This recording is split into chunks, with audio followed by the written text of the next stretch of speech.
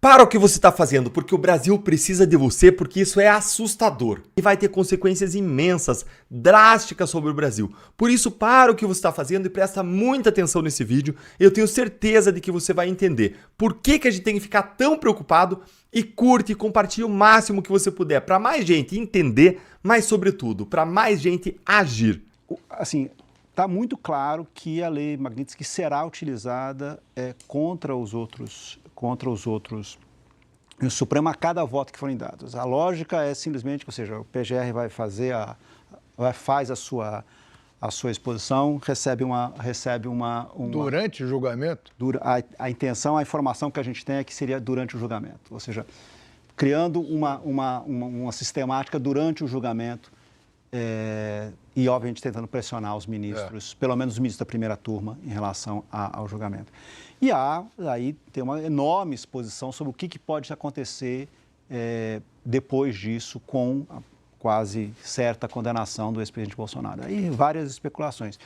Eu vou ficar a mais tímida delas de alguma forma, constranger a comitiva brasileira que vai até a ONU no final do mês, afinal, 24 e 25 de setembro, não me falo a memória, e constranger a comitiva, ou seja, com questão de vistos, etc. Ou seja, não parou, tá? Assim, a gente está aqui num momento de trégua. O que o Departamento dos Estados Unidos fala muito, o Trump está ocupado com a Ucrânia nesse momento, é aquela coisa do foco trumpista, né? Agora é Fed, essa semana é o Fed. Mas, enfim, em algum momento volta o Brasil e então teremos uma nova leva de ataques nas próximas semanas. Acho que eles estão justamente tentando, eu utilizei a expressão humilhar, né? Eles estão tentando ali esfolar, né, ao máximo para... Pitoli, o destino da Magnitsky em relação ao Paulo Gonet e a outros demais, eu diria a maioria dos ministros do Supremo Tribunal Federal, já está traçado, vai acontecer. É questão de quando, porque, evidentemente, ela é uma lei que é aplicada em camadas, é o bolo que vai subindo, né? Quando você vai fazer um bolo, ele vai subindo, ele vai tomando. É uma engrenagem. E o escritório da Embaixada Americana deixou isso muito claro na semana passada, numa publicação, quando eles disseram num comunicado curto: Alexandre de Moraes é uma figura tóxica. Palavras deles, ou seja, isso está vindo do governo americano. Quem se unir a ele, tentar ajudá-lo, ampará-lo de alguma forma, será contaminado com sanções. Isso está escrito, isso foi colocado, isso é um documento oficial. Portanto, esses ministros que hoje seguem com aquela performance de ninguém larga a mão de ninguém, nós vamos ficar aqui fechados em copas, todos nós aqui, aplicando as nossas maldades, condenando pessoas, perseguindo politicamente a direita, eles têm um destino traçado. Eles serão punidos pela lei Magnitsky. Também essa mídia tradicional, uma mídia financiada, né, é uma imprensa financiada pelo governo. E também não é nenhum exagero, nenhuma acusação. Isso foi documentado pelo site Poder 360, que traz, pelo menos uma vez por semestre, a informação de quantos milhões de reais chegam às redações de determinadas emissoras e jornais pelo Brasil. E a Rede Globo é a campeã. Ela recebe mais dinheiro do que todas as outras, praticamente somadas, da SECOM, do governo Lula da Silva, que é um governo PT-STF. Então, a gente repara no sorriso quando vem uma notícia de um lado, a gente vê quando eles fecham o semblante, quando a notícia é para o outro lado, mas no fundo, eles também sabem que sofrerão com tudo isso no futuro. Eles vão sofrer também com tudo isso. Não digo só sanções econômicas, mas eles vão sofrer com a falta da credibilidade, com quem vai morrer agarrado a um consórcio de poder que tem data para acabar. Uma hora isso vai acabar. Uma hora o povo vai escolher o lado correto, vai escolher o lado da luz. E aí eles vão junto, né? Eles apoiaram esse regime. Quem apoia a crueldade é cúmplice. Sempre que eu vou escutar juristas, eu tento ouvir os dois lados. Digo juristas mais progressistas, de esquerda, juristas mais conservadores, para encontrar uma média. E é mais comum que eles divirjam. Não aconteceu nesse caso. Todos os juristas, eu conversei com 4, 2 constitucionalistas e 2 penalistas, e todos disseram a mesma coisa. 2 dessas conversas foram reservadas e 2 as fontes me autorizaram a citá-los. Então eu vou citar o que as fontes me falaram a respeito dessa decisão. Conversei com o André Marcília, que é professor de Direito Constitucional. Ele disse o seguinte: é uma invasão total de privacidade que pune os familiares. Disse ainda que esse pedido da Polícia Federal é até pior do que a prisão domiciliar porque viola a intimidade. E disse que a PF deveria saber as limitações da tornozeleira eletrônica, porque um dos argumentos da Polícia Federal é a questão do sinal e da operadora, porque pode acontecer uma espécie de delay. E a casa de Jair Bolsonaro, o condomínio, fica a 10 minutos da Embaixada dos Estados Unidos. Quem fez esse pedido de monitoramento foi o deputado do PT, líder Lindbergh Farias. E ele chegou a gravar um vídeo para mostrar como é perto a casa do ex-presidente da embaixada e como seria fácil para ele, como seria uma rota de fuga desobstruída. E aí também conversei com o jurista Pedro Serrano, também advogado especialista em direito constitucional. Ele chamou isso de solução exótica, disse que dentro desse cipoal de confusão de que foram as decisões de Alexandre de Moraes, essa decisão então apareceu como algo realmente estranho. Disse ainda que é possível fazer um monitoramento intenso no entorno da casa do ex-presidente da República, sem necessariamente alguém ficar lá dentro. Já há um monitoramento da Polícia Penal, policiais descaracterizados que estão ali no entorno, como a gente viu, mas poderiam fazer algo mais intenso com a própria Polícia Federal nas ruas em volta, para não causar grandes transtornos. Disse ainda que é desnecessário colocar policiais dentro da casa do ex-presidente da República e chamou isso de uma situação absolutamente estranha. Os outros 2 juristas com os quais eu conversei, foi uma conversa mais reservada, disseram que nunca tinham visto nada parecido, consideraram também uma decisão estranha e dizem também que ele já está dentro de uma espécie de prisão domiciliar, não seria necessário colocar policiais lá dentro. Eu queria fazer uma mesma pergunta para vocês dois, mas com um formato diferente. Mesmo conteúdo, mas formato diferente. Para o líder Sóstenes, eu quero perguntar, é chantagem fazer investigação sobre desvio de emendas parlamentares, deputado? É chantagem quando a gente quer botar e votar na CCJ, por exemplo, como votei há 2 anos atrás, o limite para não usurpação de competência do Poder Legislativo pelo Poder Judiciário, que é um projeto de lei que estava na CCJ, enquanto está a votação acontecendo, gabinetes de ministros do STF, de alguns, não de todos, de alguns ministros, ligar para os parlamentares que votariam e a gente perder a votação por um voto. Isso é chantagem.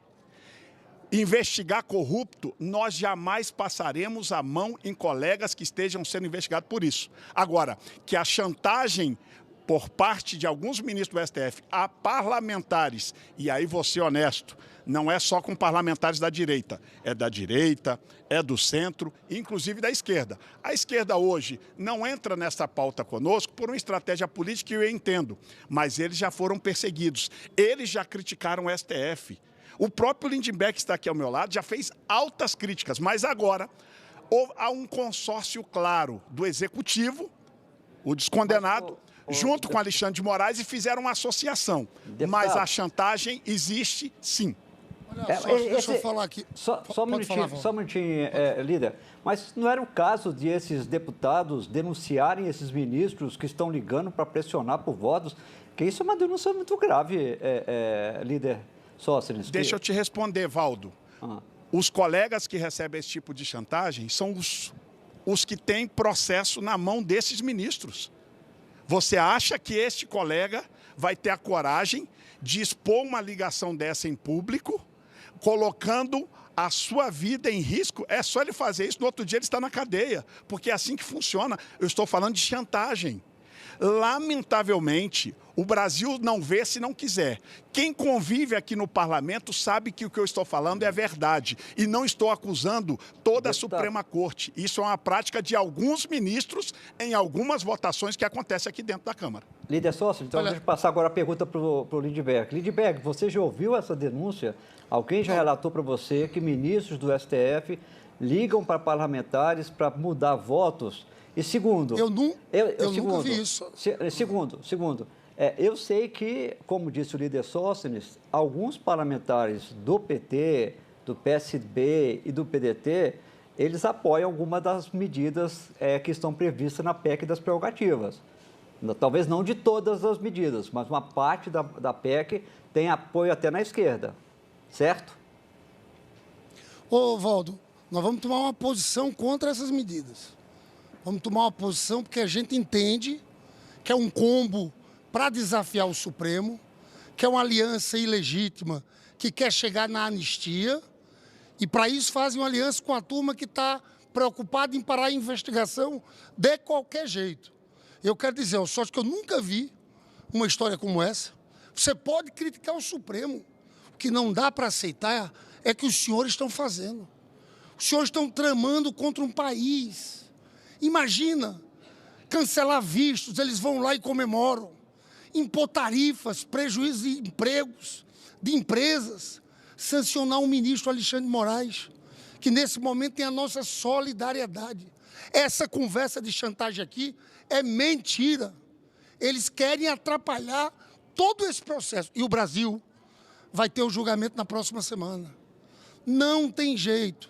Eu tenho chamado a atenção de todos.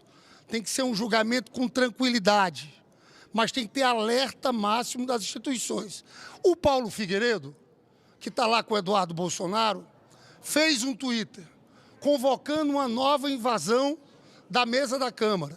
Eu, sinceramente, se tem absurdos, Eduardo Bolsonaro não ter sido cassado, Carla Zambelli não ter sido cassada, e aqueles deputados que fizeram aquela violência institucional não terem sido suspensos. Nós estamos nos preparando para uma semana de muita turbulência. Então, eu acho que o papel da Câmara não era pautar isso. Era mostrar firmeza, defender a democracia, defender a estabilidade nesse momento e um julgamento tranquilo.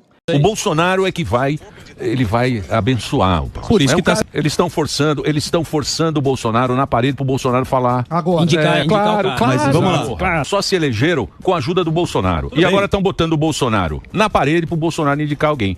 Que o sistema não quer o Bolsonaro, como nunca quis. E você acha que o sistema quer quem? Eu sei, mas o Bolsonaro é o cara que leva milhões pra rua, tem que combinar com o povo. Tem que combinar com o povo. E o Faria Lima. Com quem? Faria Lima. Faria Lima tá com qualquer um, então, tá com quem? Pagando bem.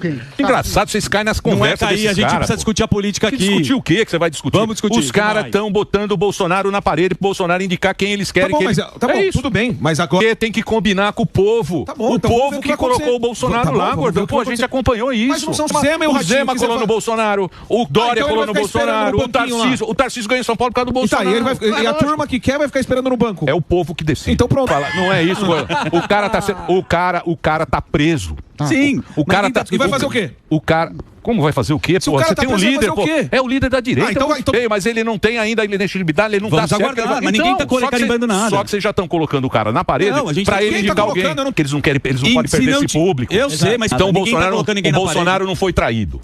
O Bolsonaro agora, nesse momento... não foi. Então pega a lista lá, porra. Pelo Tarcísio. Todos estão. Então tá. Então vocês só estão dando notícia, vocês só estão vendo pela visão da imprensa. Que imprensa? É lógico. Imagine dois países ocidentais declaradamente democráticos, Brasil e Estados Unidos, enfrentando crises semelhantes. Invasões a símbolos de poder por manifestantes contestando eleições. No Capitólio, em 2021, e em Brasília, em 2023, ações coletivas desafiaram as instituições, mas as respostas revelaram abismos no equilíbrio entre ordem pública, direitos individuais e estabilidade política. Como esses dois países processaram de forma tão diferente e eventos tão parecidos, expõe não só uma diferença técnica de investigação e punição, mas visões contrastantes entre o papel do Estado na democracia. Em 6 de janeiro de 2021, nos Estados Unidos, milhares de apoiadores do então presidente Donald Trump marcharam em direção ao Capitólio em Washington, contestando os resultados das eleições presidenciais de 2020. Uma multidão que alegava fraude eleitoral invadiu o mesmo prédio do Capitólio durante a sessão de certificação da vitória de Joe Biden, o que acabou resultando em confrontos diretos com a polícia, muito vandalismo e até mesmo 5 mortes. O evento foi classificado como uma insurreição, levando a uma resposta imediata das autoridades federais. 2 anos depois, em 8 de janeiro de 2023, no Brasil, uma situação muito semelhante acabou acontecendo em Brasília. Os apoiadores do ex-presidente Jair Bolsonaro, insatisfeitos com a eleição de Luiz Inácio Lula da Silva e alegando as irregularidades no processo eleitoral, romperam barreiras de segurança e invadiram os prédios do Congresso Nacional, do Supremo Tribunal Federal e do Palácio do Planalto. Os invasores causaram danos extensos a patrimônio público, com cenas de depredação e confrontos, embora sem nenhuma morte direta no local. O episódio foi interpretado como uma tentativa de desestabilizar as instituições democráticas. Apesar das semelhanças no contexto político e das motivações dos participantes, ambos envolvendo negação de resultados de eleições e defesa de líderes políticos, as respostas jurídicas dos dois países revelam um contraste absurdo. Enquanto o sistema americano priorizou investigações individuais e punições proporcionais às condutas específicas, o sistema brasileiro adotou uma visão coletiva, enquadrando os eventos como uma orquestração golpista. Ao longo desse vídeo, eu quero dissecar com vocês essas diferenças, analisando como cada justiça processou os envolvidos, as acusações aplicadas e as implicações para os direitos individuais e também para a democracia. Para a gente entender melhor a diferença de abordagem entre essas duas democracias ocidentais, vamos começar pela estratégia adotada pelos Estados Unidos. Em 6 de janeiro de 21, durante a invasão do Capitólio, as autoridades federais, incluindo a Polícia do Capitólio e o Departamento de Defesa, atuaram diretamente para conter a escalada dos atos. Elas mobilizaram a Guarda Nacional e outras forças de segurança em uma resposta coordenada que, apesar de críticas iniciais por atrasos, foi descrita por oficiais do DoD como apropriada e ágil, ajudando a restaurar a ordem no mesmo dia. Essa intervenção ativa limitou a duração do incidente, mesmo em um cenário traumático, que acabou resultando em 5 mortes, incluindo a de um policial por causas relacionadas ao estresse do evento e outras por causas médicas ou acidentais. Nos Estados Unidos, o sistema jurídico priorizou o devido processo legal e a responsabilidade individual desde o início das investigações. Esse princípio está enraizado na tradição americana de enfatizar a responsabilidade pessoal sobre as narrativas coletivas, como visto historicamente nos julgamentos após a Segunda Guerra Mundial, onde o Tribunal de Nuremberg estabeleceu precedentes para responsabilização individual mesmo em contextos coletivos, influenciado pela Common Law dos Estados Unidos ao focar em condutas específicas em eventos de massa. Até janeiro de 2025, mais de 1.575 pessoas foram acusadas em conexão com o evento, mas cada caso passou por uma análise detalhada e individualizada, garantindo que as punições fossem proporcionais aos atos cometidos. A filosofia adotada pelo Departamento de Justiça foi clara e consistente. Cada indivíduo responderia exatamente pelos crimes que efetivamente praticou, o que está previsto na 5ª e na 14ª emenda da Constituição Americana, que protege o devido processo legal e impede punição arbitrária. A maioria dos casos iniciais envolveu acusações de pequenos delitos, como conduta desordeira e entrada ilegal em área restrita, com apenas algumas condutas mais graves escalando para felonies como conspiração sediciosa ou obstrução do procedimento oficial. Do ponto de vista técnico, isso é fundamental para entender o equilíbrio entre ordem pública e direitos individuais. Cerca de 94% dos réus enfrentaram acusações básicas relacionadas à mera presença em área restrita, mas as sentenças variaram dramaticamente com base nas evidências específicas, como vídeos, testemunhas e comunicações digitais analisadas caso a caso. Mesmo com a gravidade do evento, incluindo mortes e danos ao patrimônio público, o sistema garantiu julgamento justo e individualizado, onde fatores agravantes ou atenuantes eram avaliados por juízes federais em audiências públicas. Deixa eu dar alguns exemplos concretos para ilustrar essa individualização de forma bem didática. Indivíduos que entraram no Capitólio, mas permaneceram pacíficos, sem evidências de violência ou planejamento, foram informalmente referidos como turistas maga em alguns contextos midiáticos e jurídicos, recebendo sentenças mínimas, como apenas serviços comunitários, refletindo a proporcionalidade do sistema. Em contraste, os líderes organizados, como Henrique Tarrio, do grupo Proud Boys, foram condenados a 22 anos de prisão por conspiração sediciosa, com base em provas de planejamento prévio e coordenação, demonstrando como o foco em condutas específicas diferencia as punições. Essa distinção é o cerne da abordagem. O sistema americano separou quem apenas entrou no prédio sem violência, quem cometeu vandalismo, quem agrediu policiais e quem orquestrou conspirações estruturadas de fato. Dos aproximadamente 1.583 indivíduos presos até o momento, apenas 608 foram acusados especificamente de agredir ou impedir policiais federais, o que representa menos de 40% dos casos com elementos eventos de violência, permitindo que a maioria enfrentasse acusações menores e resolvessem seus processos através de julgamentos rápidos. É interessante observar que, embora parte da imprensa e políticos inicialmente tenham tentado enquadrar o evento como uma tentativa de golpe ou insurreição coletiva, uma narrativa que persistiu em círculos democratas e midiáticos por anos, mas que, com o tempo, e especialmente após a posse de Donald Trump em 2025, começou a ser atenuada em contextos oficiais do Capitólio, conforme relatos recentes. O processo legal rapidamente se ancorou na realidade dos fatos individuais, priorizando evidências concretas sobre discursos políticos amplos. Essa experiência reforça que a individualização é uma característica fundamental do sistema jurídico americano. Mesmo em eventos coletivos, como protestos civis ou tumultos urbanos ao longo do século XX, como, por exemplo, as manifestações em Los Angeles em 92, onde acusações foram baseadas em atos pessoais, a responsabilidade individual permanece o princípio orientador, protegendo contra excessos do governo e garantindo a resiliência democrática. Passando agora para a abordagem adotada no Brasil, em total contraste com a estratégia americana, a gente pode observar que diferenças fundamentais na resposta do evento muito parecido em Brasília, no dia 8 de janeiro de 2023. Desde o primeiro dia, a mídia brasileira internacional implicou uma narrativa de tentativa de golpe de Estado, com veículos como o BBC e a TV Globo descrevendo os atos como uma tentativa de golpe e um ataque à democracia, moldando o discurso público e influenciando, inclusive, as investigações iniciais. Essa narrativa foi ampliada por políticos e jornalistas que utilizaram como um asset político para reforçar agendas de defesa institucional ou ideológica, frequentemente às custas da população envolvida, como visto nos relatórios da CPI e análises de cobertura midiática que destacam o uso do evento para deslegitimizar opositores e promover narrativas polarizadas. No dia dos eventos em Brasília, foi notável a inação por parte do poder público, que não impediu efetivamente a escalada das ações dos manifestantes. Os relatos indicam que a Polícia Militar do Distrito Federal e o próprio Gabinete de Segurança Institucional falharam ao conter a invasão, com testemunhos de participantes afirmando que os policiais orientavam os manifestantes e barreiras foram rompidas sem resistência significativa, permitindo sim que o incidente se prolongasse por horas e resultasse em uma depredação extensiva, mesmo que não tivesse acontecido mortes diretas, mas com danos estimados em milhões aos prédios do Congresso Nacional, Supremo Tribunal Federal e ao Palácio do Planalto. Essa falta de intervenção ativa do poder público contribuiu para a percepção de descontrole que foi posteriormente usada para justificar medidas mais drásticas. A Procuradoria-Geral da República argumentou desde o início que os crimes tiveram origem em uma atuação coletiva, permitindo que os acusados compartilhassem responsabilidade mesmo sem participação direta em atos de vandalismo, enquadrando o evento como uma orquestração golpista. Essa é a diferença conceitual crucial. Enquanto nos Estados Unidos investigaram crimes individuais com ênfase no devido processo legal, o Brasil construiu uma narrativa coletiva de tentativa de golpe de Estado, transformando atos predominantemente de vandalismo e invasão a prédios públicos em uma suposta conspiração orquestrada para abolir o Estado democrático de direito.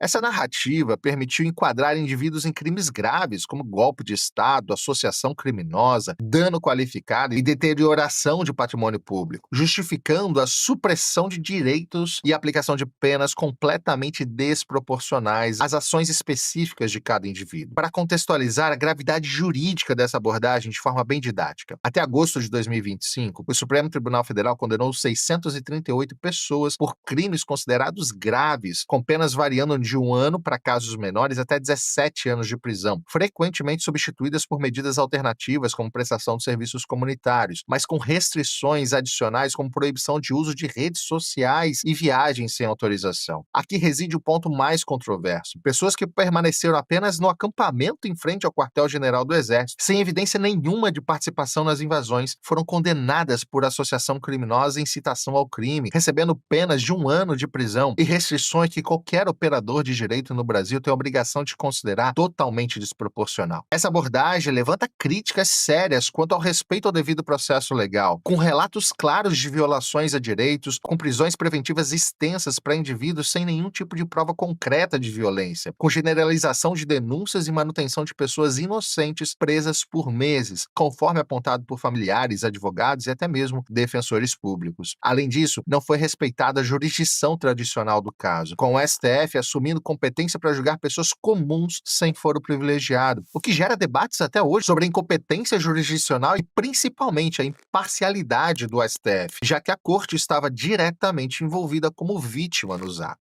anos. A diferença com os Estados Unidos é gritante. Enquanto o Departamento de Justiça americano declinou de processar cerca de 400 casos de pessoas que apenas entraram na zona restrita ao redor do Capitólio, priorizando a proporcionalidade, no Brasil, a mera presença no acampamento foi considerada crime, sob a teoria da associação coletiva, levando a punições que, em muitos casos, excedem em muito a gravidade das condutas individuais. Essa experiência ilustra como que a narrativa política pode se sobrepor a uma análise técnica e jurídica, impactando a aplicação do direito e a percepção de justiça, mesmo em contextos democráticos. Fazendo uma análise comparativa entre as duas democracias ocidentais, a gente precisa analisar as punições aplicadas, que revelam filosofias jurídicas totalmente distintas no equilíbrio entre a defesa das instituições e a proteção dos direitos individuais. Nos Estados Unidos, o Departamento de Justiça processou mais de 1.575 indivíduos, dos quais 391 enfrentaram de fato acusações graves como conspiração, obstrução ou violência, representando menos da metade dos casos com agravantes significativos. Essa proporção reflete a ênfase na proporcionalidade, garantindo que as sentenças fossem calibradas às condutas específicas e individuais, mesmo em um contexto de evento coletivo, envolvendo inclusive mortes e danos ao patrimônio público. Já no Brasil, em contraste, a proporção foi inversa. Até agosto de 2025, o STF condenou 638 pessoas por crimes graves como abolição de Estado Democrático de Direito, golpe de Estado e associação criminosa, com penas chegando a 17 anos, enquanto 552 pessoas optaram por acordos de não persecução penal, totalizando 1.190 responsabilizados. Essa abordagem, ancorada na narrativa coletiva de golpe, enquadrou a grande maioria em crimes graves, independente de suas ações individuais, o que resultou em 141 pessoas em regime fechado e 44 em prisão domiciliar, com 29 ainda em prisão preventiva. Para exemplificar a diferença prática e de forma bastante didática, vamos considerar um cenário semelhante. Nos Estados Unidos, uma pessoa que apenas entrou no Capitólio sem cometer nenhum tipo de violência, tipicamente recebeu sentenças mínimas, como serviço comunitário, aliando-se ao princípio da Quinta Emenda de punições proporcionais. Enquanto isso, no Brasil, indivíduos que nem participaram das invasões, mas estavam acampados, foram condenados a cumprir 225 horas de serviços comunitários, participar de cursos sobre democracia, enfrentar proibições como o uso de redes sociais ou viagens sem autorização judicial. Medidas que, embora alternativas à prisão, impõem restrições significativas, baseadas em apenas associação coletiva. A distinção mais notável reside nas condenações por associação. No Brasil, o ministro Alexandre de Moraes argumentou que a permanência no acampamento após os atos de 8 de janeiro reforçava a adesão à finalidade golpista e antidemocrática, servindo como evidência para crimes como associação criminosa, mesmo sem atos diretos de violência. Enquanto isso, nos Estados Unidos, cada um respondeu individualmente por suas ações, sem nenhum tipo de associação coletiva ou sem nenhum tipo de narrativa de defesa à democracia. No Brasil, pessoas sem histórico de violência continuam com processos em andamento, destacando a persistência da narrativa coletiva sobre a análise individual de provas. As diferenças de abordagem entre Brasil e Estados Unidos numa situação tão parecida têm consequências que transcendem os casos individuais e que revela concepções distintas sobre justiça, direitos individuais e o papel do Estado em uma democracia. O modelo americano, apesar das imperfeições como atrasos iniciais na resposta, manteve o princípio da responsabilidade individual enraizado na justiça americana, onde cada pessoa respondeu pelos crimes efetivamente cometidos, com evidências e provas analisadas caso a caso e possibilidade de reversão via mecanismos constitucionais.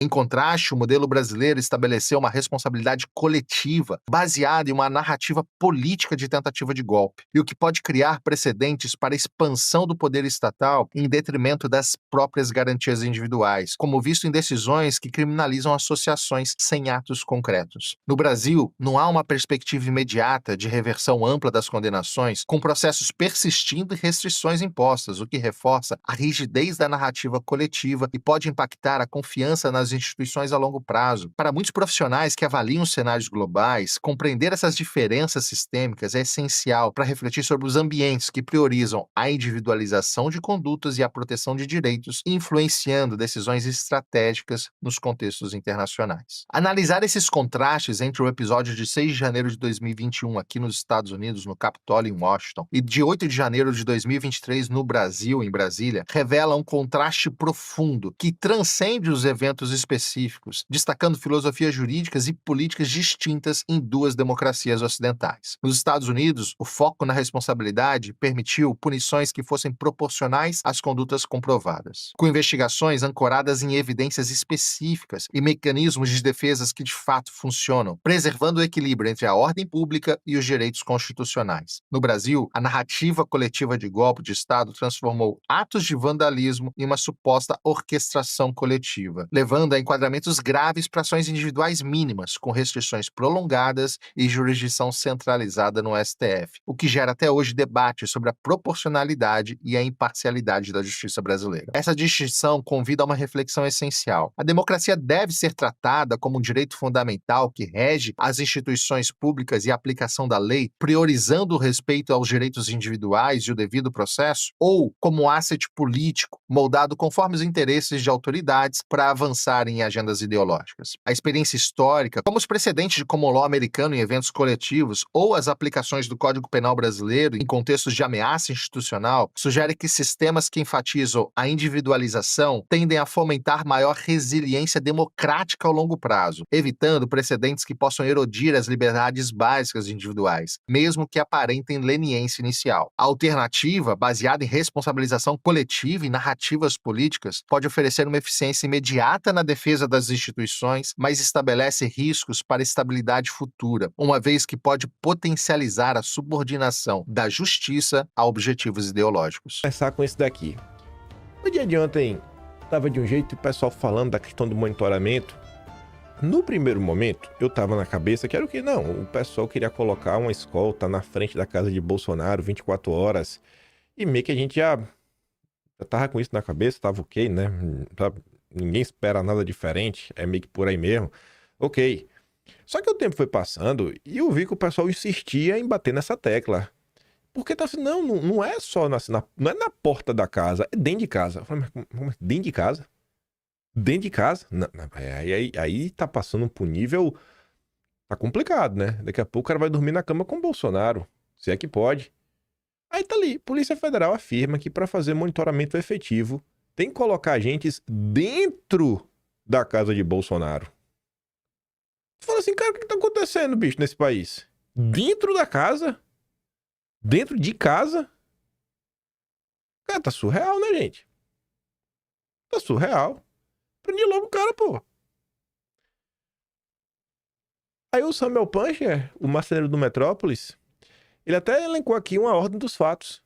Esse é um bom momento para entender a percepção sobre algumas coisas, principalmente no exterior. Fatos. Primeiro, o deputado líder do PT na Câmara, o Lindenberg, manda um ofício à Polícia Federal pedindo mais monitoramento de Bolsonaro. A PF encaminha esse ofício do PT para a PGR. A PGR defende o pedido. O Moraes despacha de forma favorável. A Polícia Federal diz ao juiz que a melhor forma de cumprir a decisão é colocando policiais dentro da casa de Bolsonaro, monitorando o opositor do deputado que fez o pedido original. Nem o Samuel Puncher está conseguindo defender a posição do PT e do regime. Aí ontem de manhã, Carlos Bolsonaro tinha feito um comentário. Antes da gente falar especificamente da questão dos governadores democráticos, eu quero começar falando do PL, e a gente vai falar do PL depois também, mas só porque o Carlos está falando aqui de um descuido com o Bolsonaro, né? A falta de empatia. O Carlos fala assim, ó, que sejam estes os governadores unidos, candidatos da chamada direita, não é esse o ponto.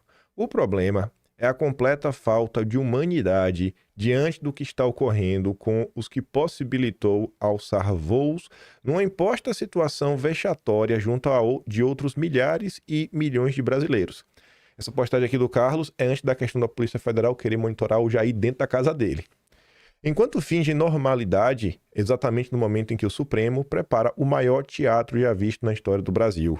Independente de quem seja o próximo, Bolsonaro ou não, só sei que é impossível não ficar sensível diante de tal movimentação. É muita maldade e falta de empatia. Não adianta avisar. Enfim, segue o Brasil. Tem gente que escolhe não ver. Mas ainda ia falar sobre isso. Aqui é aquela matéria que você tem que censurar, porque os alecrins dourados não conseguem prestar atenção na mensagem e surta porque o nome sendo citado, meu Deus do céu, deixa todo mundo maluco. Eu quero falar não da pessoa, que teve o benefício. Eu quero falar do PL, do partido de Bolsonaro. Eu quero falar do Valdemar e do Duda Lima. Então, Alecrim Dourado se controla. PL gastou 3,3 milhões com o jatinho durante as eleições. Para quem não importa. Não foi para Bolsonaro. E aí tá a questão do Fábio. Que Bolsonaro, a figura, o Bolsonaro, o Jair, reembolsou o Fábio porque quando o Jair estava fazendo campanha eleitoral para o PL, ficou doente lá em Manaus, e aí o Jair pagou do próprio bolso uma UTI para ele. O PL tem dinheiro para gastar com jatinho, mas o PL não tem dinheiro para pagar ambulância para Bolsonaro. A Anitta fala, né? Tirem suas conclusões a respeito das prioridades de Valdemar e o PL. Bom dia.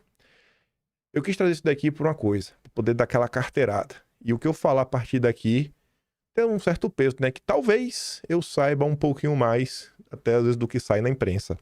Essa matéria que saiu na imprensa é do dia 25. 25. Esse aqui foi o vídeo do dia 22, 3 dias antes. Vamos aqui ver juntos. Ó. Pausa aqui. Cadê? Ó. Você tem uma pessoa como Bolsonaro no seu partido e você não cuidar sequer da saúde dele, eu acho isso demais. Eu acho isso um absurdo.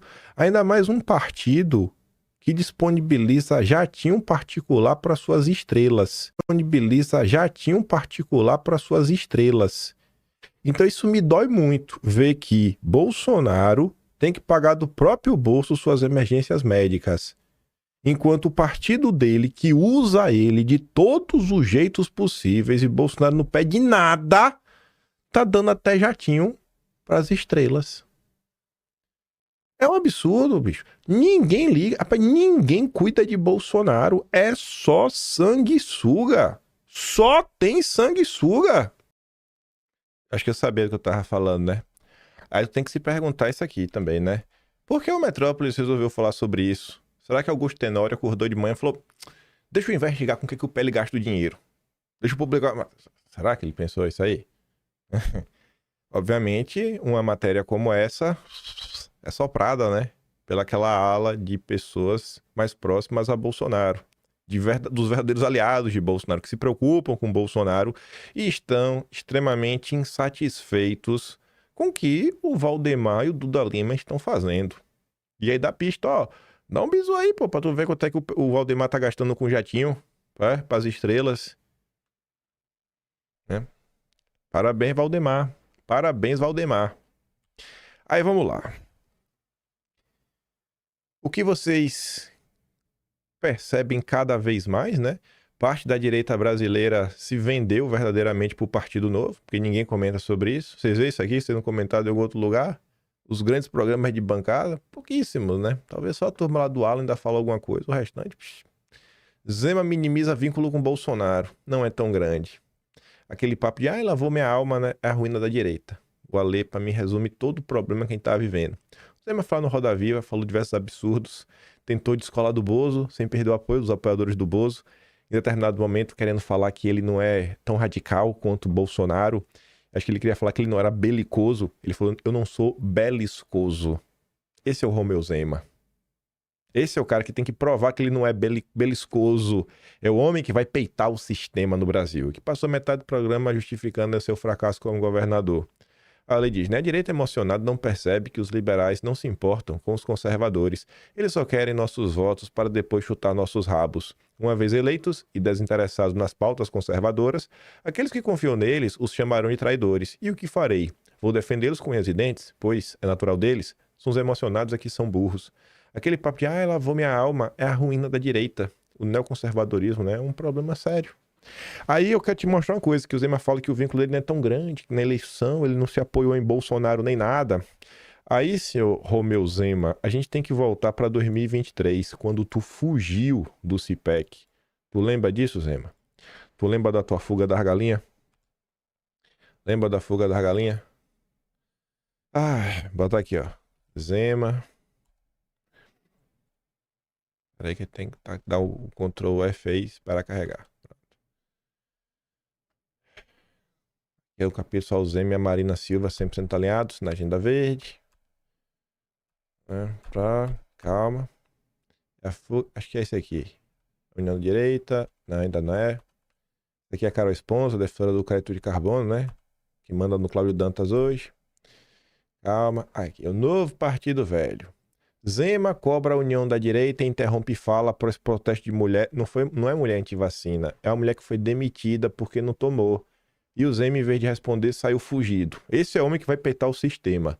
Não consegue peitar a mulher que o governo dele demitiu e fugiu do palco do CIPEC. Aí ficou falando lá que já tem direita, tem que ter um novo líder, tudo mais, papinho furado. E aí a galera rebateu o Zema, né? O carteiro reaço, o Juninho falou que a direita já tem um líder. Aí o que é que o Zema fez de vingancinha na época? Foi político. Cadê? Aqui o Bolsonaro rebateu. Calma, aqui ó. Foi político com Dória para falar que apoio a Bolsonaro foi contra o PT, não por concordar com o Bolsonaro. Aquele padrão que vocês já sabem, né? Não concordo com ele, não concordo com o Bolsonaro. Aquele papo de sempre. Aí eu relembrava o passado, né, desse grande governador democrático. Olha essa matéria, 6 de outubro de 2018. Será que Zema realmente conseguiu chegar onde chegou sozinho? Ou será que Carlos Bolsonaro tá meio certo quando fala que só chegaram onde chegaram por conta de Bolsonaro? Infomani. Efeito Bolsonaro. Candidato do Novo em Minas dispara após declarar apoio a Bolsonaro. Começou a colar a imagem dele.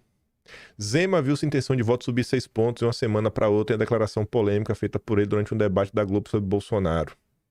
Surpresa no segundo turno. Zema surfa em Bolsonaro e já ameaça deputados.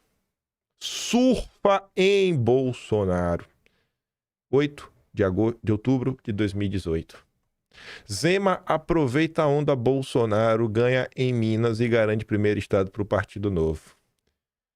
Quem são os conservadores aí que vocês admiram, gostam, que o Zema deu espaço na máquina?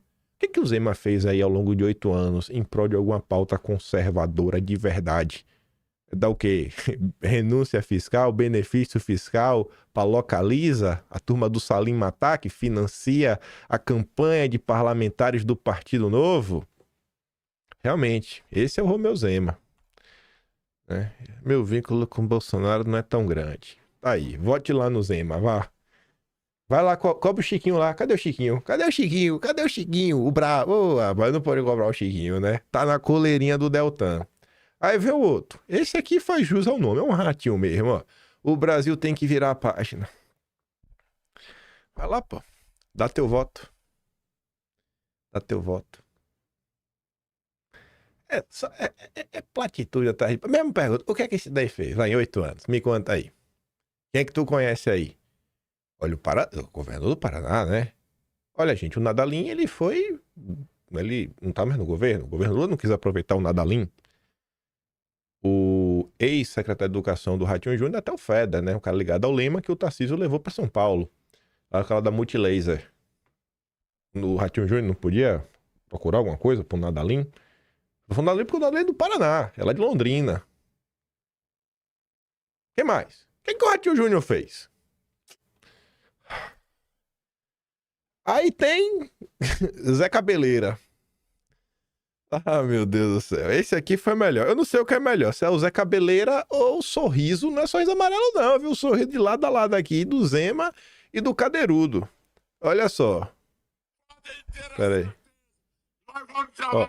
Podem ter a certeza, nós vamos trabalhar duro. Daqui 14 meses, um de nós vai estar ocupando o Palácio do Planalto e nós vamos devolver o Brasil aos brasileiros. Tá vendo aí, né? Ele já tá certo. Cabeleiro tá falando, ó. Vai ser um de nós aqui. Eu, Zema, o Cadeirudo.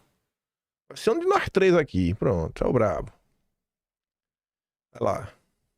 E o sorrisão assim, ó. Olha. Nem disfarça. Aí, vamos lá. Caiado pede o desembarque do União Brasil do governo Lula, mas sempre tem um mais, né? Mesma coisa. 8 anos. O que é que fez lá no Goiás? Caiado defendendo desembarque do União Brasil, do governo Lula. Não dá pro partido ficar com os pés em duas canoas. Difícil é convencer a turma a largar o osso, que é composto de 3 ministérios e dezenas de cargos pela administração federal de norte a sul. Então, imagina, né? Imagina como é que vai ser a campanha do grande Ronaldo Caiado. Aí vem o Cadeirudo. Ele conseguiu realmente cruzar linhas. Até pessoas que ainda estavam se esforçando para defendê-lo depois do futebol de ontem, ele realmente conseguiu se superar. Parabéns, aí. Parabéns. Olha que foto, né? Olha a ginga. Quando eu falo para você, né? Não confie no cara que a bunda é mais larga que os ombros. Até a linha aqui, ó. Se bem que aquele tá meio torcido, né? Não dá pra contrastar. Mas você vê aqui, ó. A bunda tá pra fora, ó. E aqui, olha o ombro aqui, ó. Ó o que eu disse. Ó a bunda sobrando. Não confie no cara que a bunda é mais larga que o ombro. É o Cadeirudo. Cadeirudo, né? Com pênalti marcado por Kassab, faz gol e vence em encontro de prefeitos. Que é esse aqui embaixo. Olha isso aqui. Essa notícia aqui era pra eu bater um print. Com problema no joelho, Cadeirudo pode ser desfalque em clássico de prefeitos apitado por Kassab. Isso aqui foi ontem de tarde, 2h30 da tarde. E o Cadeirudo falou com o Estadão. Às vésperas da partida, o chefe do Executivo paulista intensificou o tratamento com anti-inflamatórios para conseguir atuar. Se hoje me falta físico, o talento continua. Declara Tarcisão ao Estadão. Aí eu coloquei a notícia do final do mês passado, né? Fazer um contraponto bonito. Tarcísio passará por seu procedimento médico e não irá a ato de Bolsonaro no domingo. Para ir na manifestação do dia 3, o Tarcísio não foi. Para fazer um procedimento eletivo, com nenhum tipo de urgência. Não posso não. Vai lá, Bolsonaro. Se lasca aí, irmão. Sabe? Tô nem aí. Bolsonaro já preso em casa, tornozeleira. Sem poder sair. Ele não foi. E aí, na época, até o Gil Diniz lembrou, né? De uma palusa, reforma tributária, não vou não. Mas pra jogar bola com o Kassab, até tomar remédio pra estar pronto pra jogar, rapaz. É o Cadeirudo. O Cadeirudo tá demais. Polícia Federal mandar a polícia pra dentro da casa do Bolsonaro, várzea total jurídica. Enquanto isso, quem herdará seus votos jogando bola com Kassab. Que time maravilhoso, hein? Depois reclamarão do voto, né? Barbecue 2026. Essa é uma piada que o Globo está falando. Ele falou, no caso, no dia que chegar a votação, fica em casa fazendo churrasco. Eu não vou, não. Não vou, não. Aí tem que falar, mas você queria que fizesse o quê? Cara, em primeiro lugar, eu queria que ele se posicionasse de tudo que está acontecendo. Porque quando o governador abre a boca, vira notícia. E o que sai na imprensa, só sai a narrativa do Centrão. A direita não tem espaço na mídia. Os governadores, os 4, aí podiam estar falando de alguma coisa, não falam nada. Fingem a maior normalidade do mundo. O Mafinha mesmo já chutou o pau da barraca. O Mafinha tá... Eu não tô assim tão revoltado ainda não. Mas o Mafinha fala assim, ó, quero falar uma coisa pro Valdemar, pro Kassab e pro Cadeirudo. Eu não sou ninguém, sou apenas um voto. Não sou famoso, não sou importante, não tenho dinheiro, eu sou o famoso Zé Ruela afegão médio. Dito isso, eu estava disposto a votar em quem Bolsonaro indicasse, mesmo a contragosto eu votaria. Não faria campanha, mas votaria. O problema é que vocês estão fingindo que tudo está normal. Vocês estão jogando bola, pô. Enquanto o psicopata de Tó coloca policial federal dentro da casa de um senhor de idade, com comorbidades fatais resultantes, né, da facada. Enquanto isso, centenas de pessoas inocentes apodrecem na cadeia, condenadas em processos ilegais e arbitrários. Houve gente torturada. Idosos com mais de 70 anos estão passando frio e fome, pegando piolho, sarna, alguns até vindo a óbito, frutos de perseguição implacável de um ditador insaciável por crueldade. Dito tudo isso, a partir de hoje, não só deixo de votar no Tarcísio ou em qualquer outro candidato da direita permitida, como também vou fazer campanha contra. Espero que em 2027 Tarcísio esteja desempregado dando palestra no lead do Dória. Isso, claro, se o lead não desistir depois de tomar multa do governo americano. Efusivo abraço a todos. Eu não vou para a campanha de voto nulo, mas tá insustentável, né? Desempregado Tarcísio não fica, não. A Anália vai trabalhar no BTG.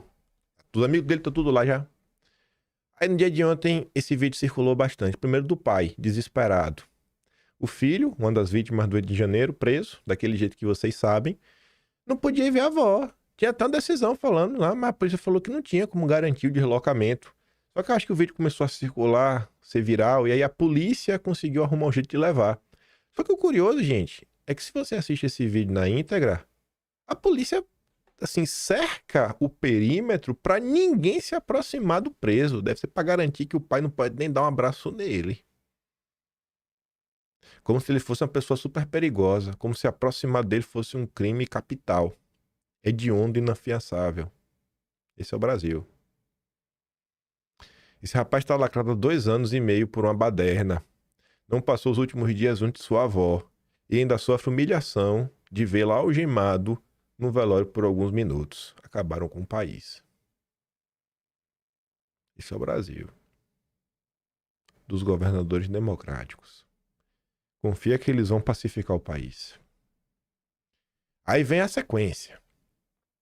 Ele diz que ele não é candidato a presidente, não. Mas ele critica a política externa de Lula. Agora até esse ele já comenta. Já tem até slogan de JK, 40 anos em 4. Como lema de futuro governo, né? Tá bom.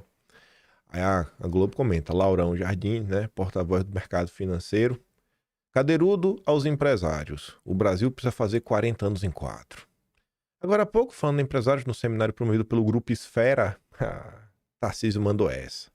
O Brasil precisa fazer 40 anos em 4. Tarcísio não assume que é candidato a presidente, mas suas falas são de candidato a presidente. Dia sim, dia também. Aí o Ciro Nogueira pergunta. E Tarcísio responde. Não é provocação, mas se tivesse escolher um lema para um futuro governo de centro-direita do nosso país, qual seria?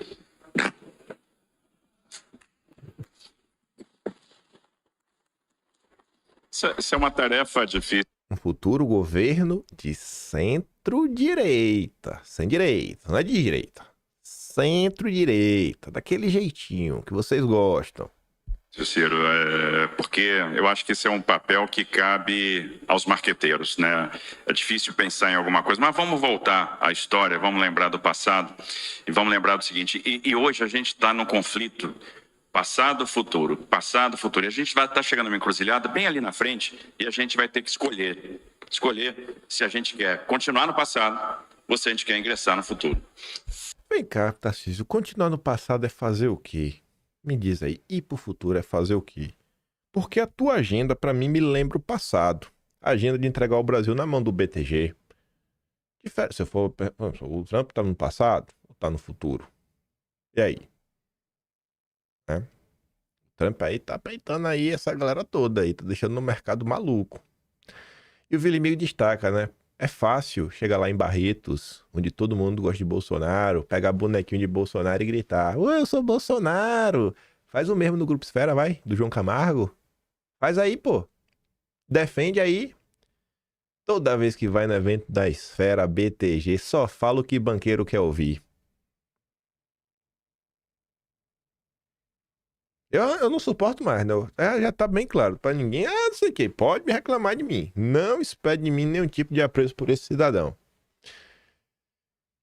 E calma que tem outras pessoas pra falar sobre isso. Na terra adianta aqui. Eduardo já falou, se o Tarcísio for pro PL ser candidato, ele vai sair do PL pra se lançar candidato contra o Tarcísio. Assim, já tá bom que a coisa já rompeu de vez pra não ficar mais nenhum teatrinho aí, ninguém ficar na esperança de, mas já rompeu de vez. Graças a Deus aí ontem, tá tudo agora...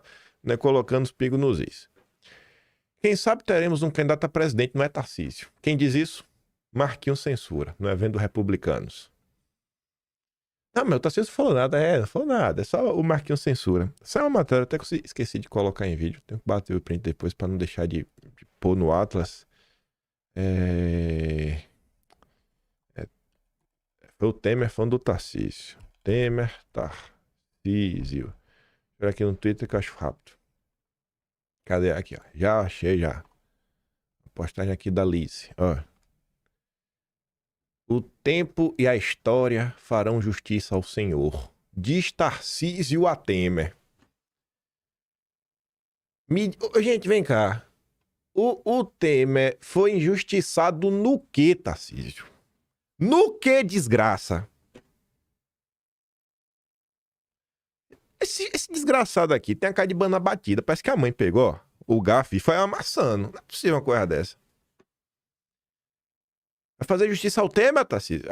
Eu já sei. Você falou isso porque o Temer fez o teto de gasto, né? Reforma tributária, passou o facão no pobre. Aí você já tá se jogando nos braços dos banqueiros. Eu não suporto mais o Tarcísio. Kassab aguarda definições de Tarcísio para decidir se vai concorrer em 2026. Tudo isso acontecendo e Bolsonaro preso em casa. Preso, sendo torturado. Agora vai ter um cara na casa de Bolsonaro. E tá todo mundo aí de boa. Aí veio dizer o Kassab. Aspas para o Gilberto Kassab. Estou integrado ao projeto meu e do Tarcísio. Eu aguardo as suas definições, as suas orientações. Ele conquistou essa liderança no estado de São Paulo e, portanto, vamos aguardar o encaminhamento que ele dará aqui também no estado de São Paulo. Respondeu Kassab à CNN, enquanto questionado se vai se candidatar ao governo em 2026. Aspas de novo para o Kassab. Todos sabem da admiração e do respeito que eu tenho pelo governador Tarcísio, que tem sido estimulado a pensar em um projeto nacional. Estimulado, né? Por quem? Por todos. Eu acho que a candidatura do governo Tarcísio pode sim provocar uma reflexão no PSD para que a gente possa estar inserido em um contexto de uma candidatura maior. Aí vocês ficam, ai, é nota plantada na imprensa. Pronto, é tanta nota plantada que até o Lula já tá caindo no papo da imprensa. Ah, meu Deus do céu. Até o Lula já foi enganado, ó. Lula disse que Tarcísio será seu adversário em 26 e cobra a lealdade de ministro do Centrão. O Lula caiu no clickbait da imprensa, né, gente? E o Tarcísio, ele é leal. Ele só vai se Bolsonaro mandar. A primeira vez que Lula mencionou publicamente a entrada de Tarcísio no páreo. A mudança de tom chamou a atenção de ministros, já que, até pouco tempo, Lula repetia a análise do Alckmin. Para quem não faria sentido, Tarcísio deixar o governo paulista e abrir mão de uma reeleição tranquila com o objetivo de disputar a presidência. Ao cobrar fidelidade dos auxiliares do Centrão, Lula disse ter ficado indignado ao ver o presidente do União Brasil, Antônio Rueda, falar o mal dele na cerimônia de anúncio da federação, né, recentemente, sem que nenhum ministro ali presente o defendesse. Na sua avaliação, Ciro Nogueira, presidente do PP, quer ser vice de Tarcísio na disputa pelo Planalto e por isso age para desgastar o governo federal. Lula afirmou que quem não se sentir confortável em permanecer na equipe deve deixar explanada.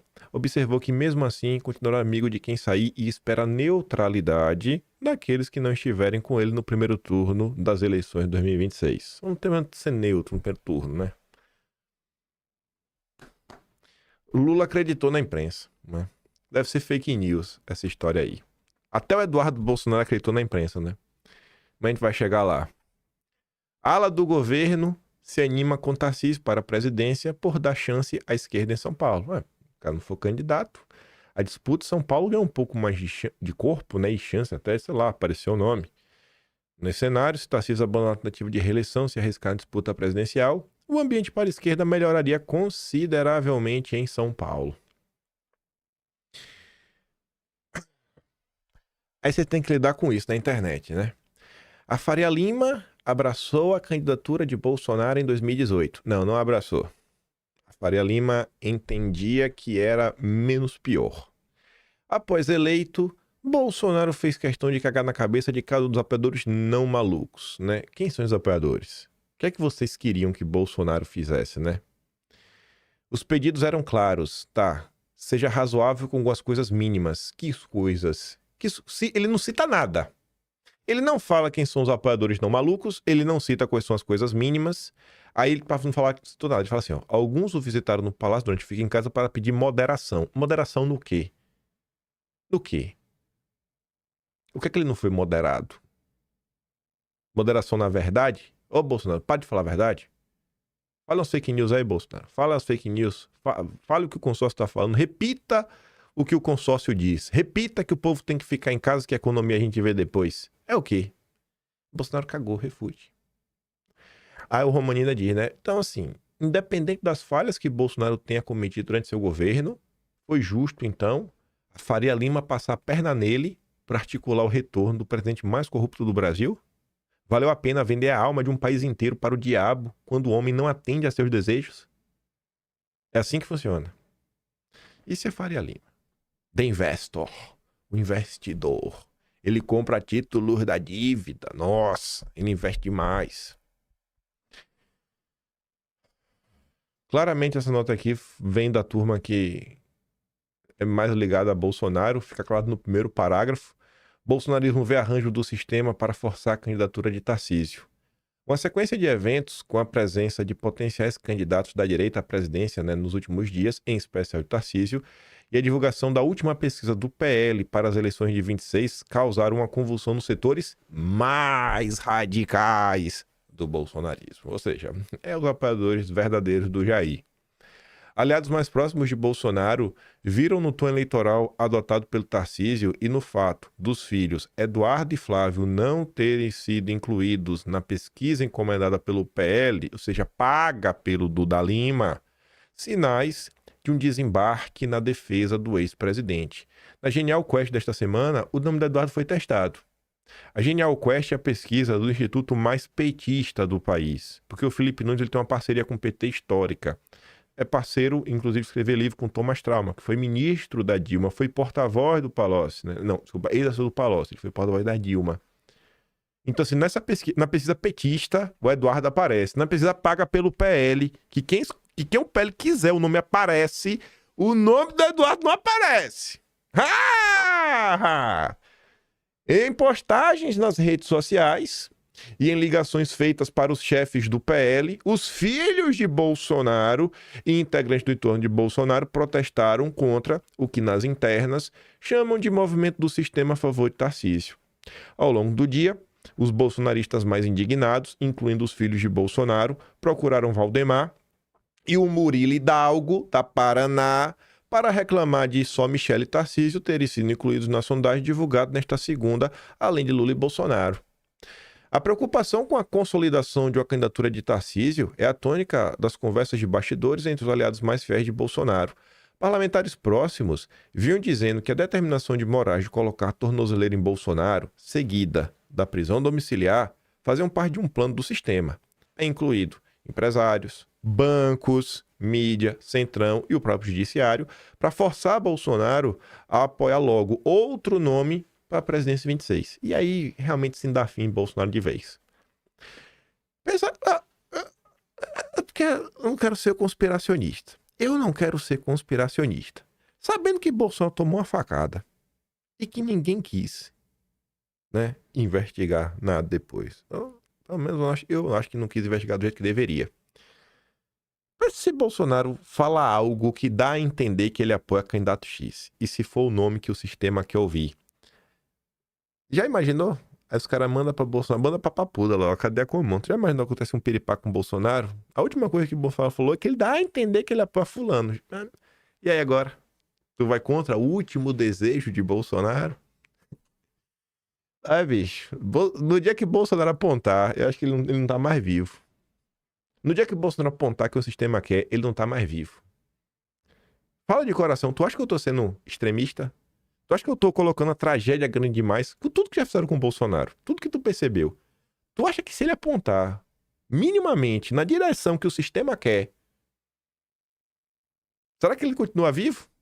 Na possibilidade dele mudar de ideia no meio do caminho e apontar em outra direção para desagradar o sistema?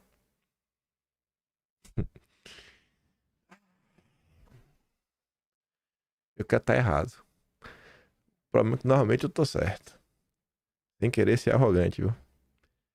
Para essa ala, o andamento acelerado do processo da trama golpista, que deve confirmar a condenação de Bolsonaro e a consequente inelegibilidade, agora por causa da lei da ficha suja, fazem parte do mesmo plano. Ocorre que sair da arena política a mais de um ano das eleições pode ser fatal para a sobrevivência política do clã. Nas mensagens capturadas pela PF no celular de Bolsonaro, Eduardo dizia ao pai: a narrativa de Tarcísio se sucedendo, que já acordo para isto está muito forte. Precisamos segurar isso para nos mantermos vivos aqui. Em outro momento, insiste que se o sistema enxergar no Tarcísio uma possibilidade de solução, eles não vão fazer o que estão pressionados a fazer, referindo-se à votação do plano de anistia para o 8 de janeiro. E pode ter certeza, uma solução Tarcísio passa longe de resolver o problema, vai apenas resolver a vida pessoal da Faria Lima, disse o Eduardo Bolsonaro para o Jair. Nos últimos dias, logo após a operação sobre Bolsonaro, Tarcísio foi tratado como candidato a 3 eventos. O fato de Tarcísio ter criticado Lula mais enfaticamente e ter feito propostas com cara de campanha, como a de fazer 40 anos em 4, colocou os bolsonaristas raiz em alerta. Agora, na hora de lançar o túnel lá do Guarulhos, o Tarcísio fica de boa, é falar de união. Na hora lá de falar de União de Brasil, para ter um financiamento, aí vai. Aí fala, não, mas tem que conversar com a gente. Mas é agora que tá chegando. Gente, a campanha é só ano que vem. Mas agora o Tarcísio já tá começando a polarizar com o Lula, né? Que agora o Bolsonaro tá preso. É de uma coincidência, né? Meu Deus, é um timing que... Coitado do Tarcísio. Decidiram sair da toca no momento mais difícil para ele, né? Para Bolsonaro. Às vésperas do julgamento. Foi o pior time. Sofrem de ejaculação precoce, diz um dos aliados de Bolsonaro. Nos bastidores, a ameaça é que Jair vai insistir até o final em uma candidatura presidencial e que, se ele for abandonado, Eduardo poderia sair do PL e arranjar uma legenda para disputar a presidência em 2026, dividindo a direita e inviabilizando a candidatura presidencial de Tarcísio, que, por hora, diz que pretende disputar apenas a reeleição. Pelo jeito, insistir na defesa de Bolsonaro não será suficiente para garantir tranquilidade a Tarcísio. Essa matéria é do dia 26, às 4 da manhã. Grava isso na cabeça. Ou seja, ontem, né? Ontem o Estadão publicou a matéria, que eu acho que resumiu bem o tweet que o Renato tinha feito antes. Bolsonaro, eu só acho que ele só erra falar assim, né? Não é que Bolsonaro se isola. Eu acho que foi... Você tem que trocar o verbo por particípio e trocar o si por foi. Bolsonaro foi isolado.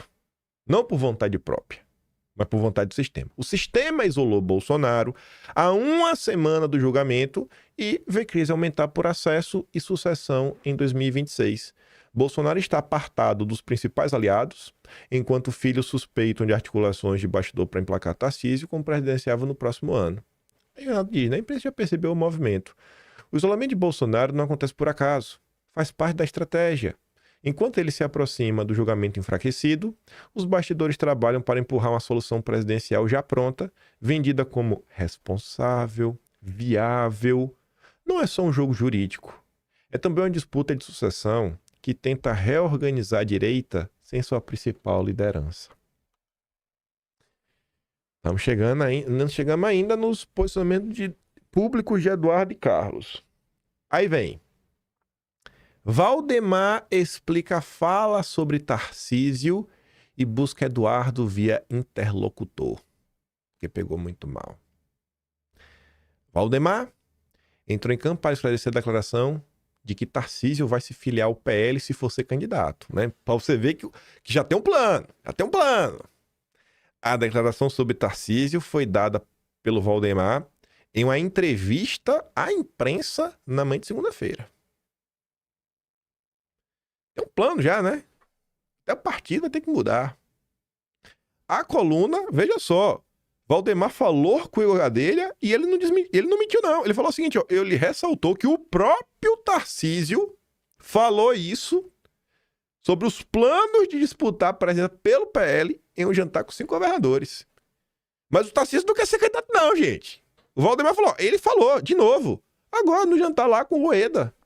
E diretamente ao Valdemar em outro evento há 1 ano e meio. Mas o Tarcísio não quer disputar, não, gente.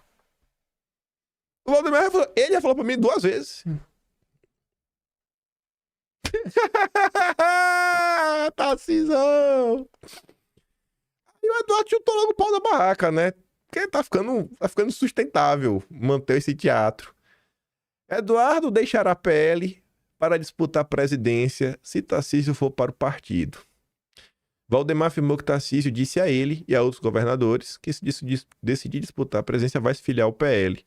A declaração foi mal recebida pelo Eduardo e seu grupo, que enxerga o movimento de Tarcísio e de Valdemar uma maneira de tentar eliminar Bolsonaro da política e angariar o seu capital político. Paulo Figueiredo relatou à coluna que o deputado tem 90% de chance de sair do PL. Essa chance aumenta se Tarcísio for para o PL. Caso isso ocorra, Eduardo deixará o partido e irá para outra legenda, para ser candidato à presidência por outro partido. Só para esculhambar. Esse aí também está o pau da barraca também. E acho que Eduardo tá certo.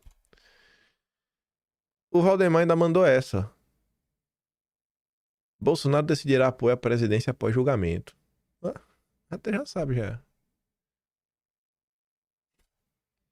É mesmo, Valdemar? Quem que te disse isso, hein? Foi o Bolsonaro que disse isso, foi?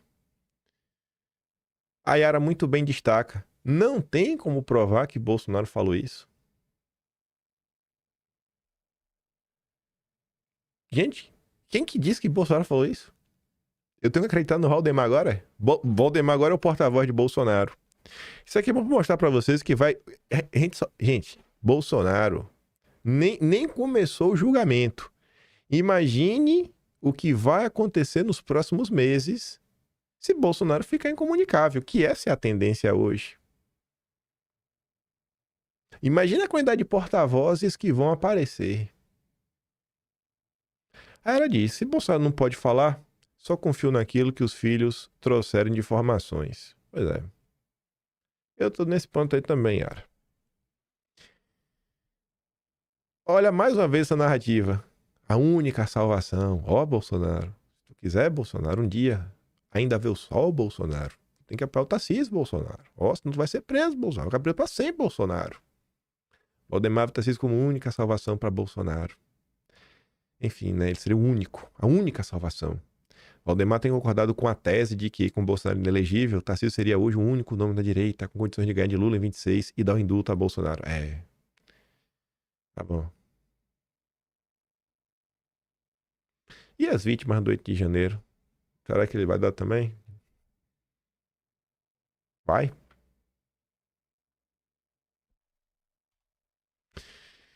Pois bem, vamos falar agora dos filhos de Bolsonaro. Anteontem, quando saiu a pesquisa, o Eduardo comentou e o Carlos reforçou. Estranho. Antes as pesquisas do Instituto Paraná tinham meu nome, mas agora rodou, mesmo sem nenhum fato novo para isso.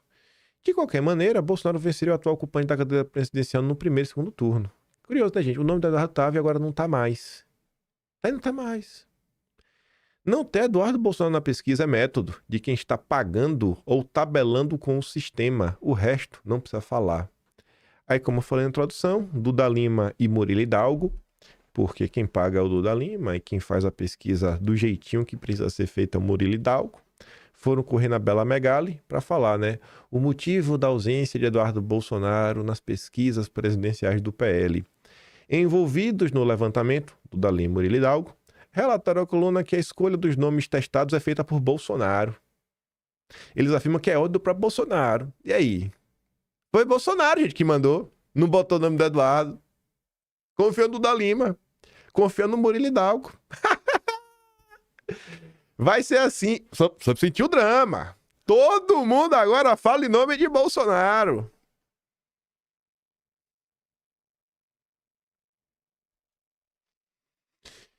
Eduardo Bolsonaro disse que aliados querem tomar o lugar de seu pai e entrar em campo dando ordens. Eduardo criticou a falta de apoio de políticos de direita a seu pai, né?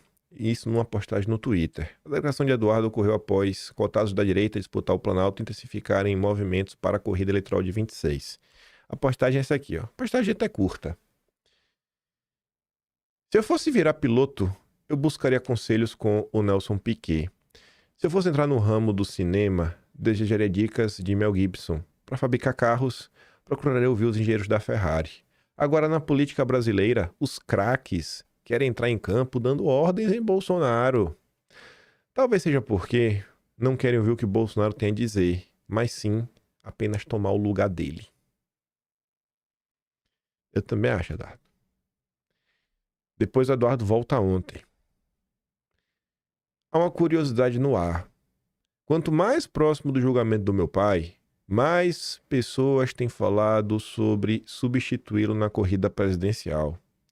E de maneira descarada, essas mesmas pessoas ainda dizem que é para o bem de Bolsonaro, porque o apoiam. Se houver necessidade de substituir Bolsonaro, isso não será feito pela força nem com base em chantagem. Aquilo que já deixei claro, que não me submeto a chantagens. Qualquer decisão política será tomada por nós. E ele colocou ali uma foto, creio que ele está falando assim, nossa família vai decidir.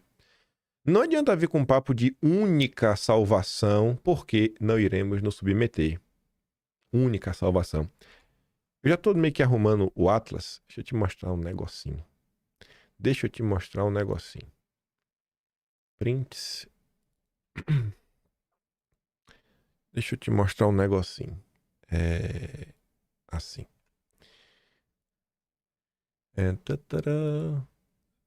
Esse abuso democrático. Será que tá aqui dentro?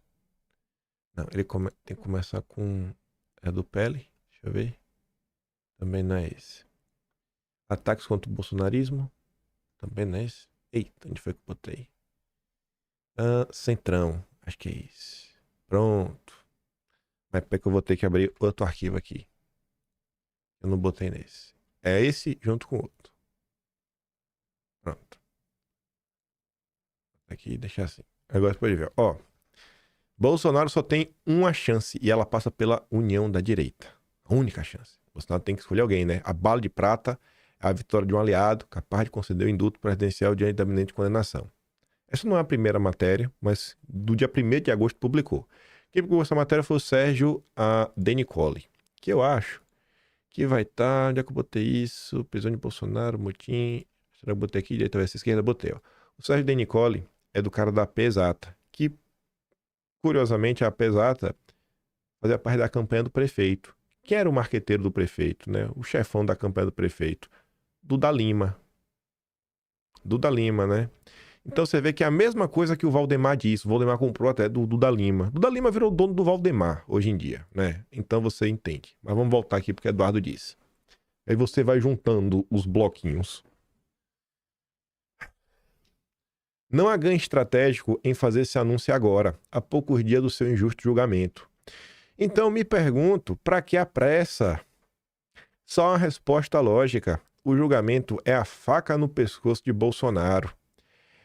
É o meio de pressão eficaz para forçar Bolsonaro a tomar uma decisão da qual não possa voltar atrás.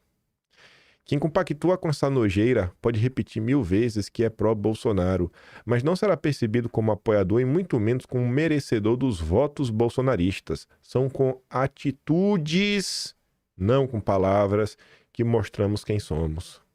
Antes de mais nada, caminhar com Bolsonaro significa ter princípios, coerência e valores.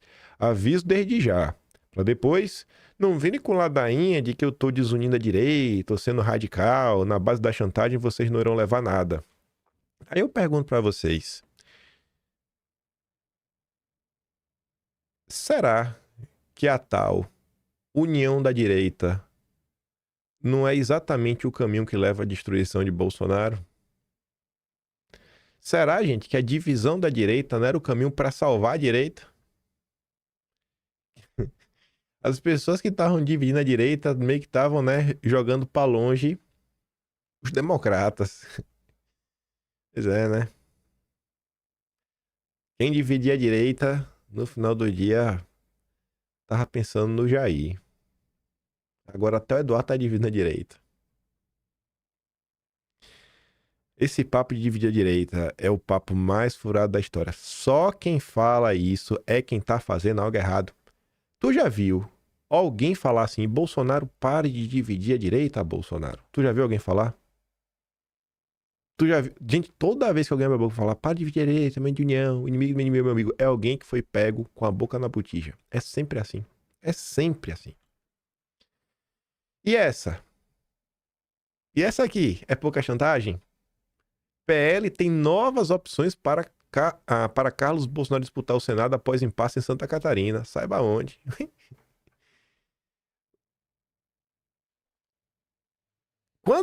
Se Bolsonaro falar que o candidato dele é um governo democrático, é palavra na pedra, é imutável. É os 10 mandamentos. Ai de quem não seguir. Agora, quando o Bolsonaro fala que Carlos vai ser candidato por Santa Catarina, aí tem passe. Aí o Carlos fala, nem passe, rapaz, vocês estão brincando demais com a alma do meu pai. E a covardia que vocês estão fazendo com ele, não tem passe algum. Se continuarem, colocarei tudo na mesa, não adianta me intimidar. Valdemar e Duda Lima estão demais, viu? Eita, esses dois estão voando. Não há nada escondido. Muitos, por não viverem, só têm dificuldade de entender. E isso é legítimo, mas tenho certeza que, ao ler muitos comentários, minha função vai sendo exercida. Depois fica, por que você não fala logo, Carlos? Desmascara logo tudo. Porque na política meio que é isso no final do dia, né? Você tem que dar ainda, ver se os caras botam a mão na consciência. E no final do dia também tem que ter um partido, né? No final do dia também tem que ter um partido, né? Cadê o partido? Que partido que vai usar? Aí o Carlos fala, né? Aqui quando fala no final, né? É legítimo, desculpa, no parte verde, ó. Não há nada escondido. Muitos, por não viverem, isso eu tenho dificuldade de entender. Algumas pessoas, eu realmente acho que tem dificuldade de entender o que se passa no Brasil. Outras são safadas mesmo. Como, por exemplo, aqui, esse perfil. Perfil de engajamento, dá uns 100 mil seguidores. Liberal, meu. Nunca vou perdoar Bolsonaro. Ele teve a oportunidade de colocar Sérgio Moro no Supremo e não aproveitou isso. Sérgio Moro no Supremo.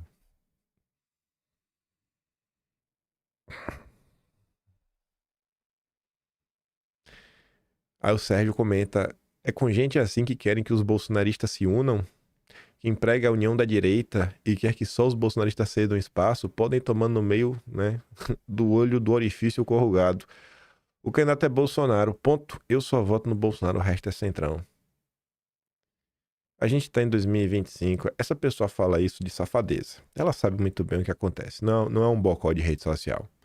Mas tem gente que até hoje não consegue compreender como o Sérgio Moro criou, não sozinho, porque tem diversas pessoas que criaram, mas um dos personagens mais importantes em criar a perseguição que vocês sentem na pele é Sérgio Moro. As pessoas não conseguem compreender isso.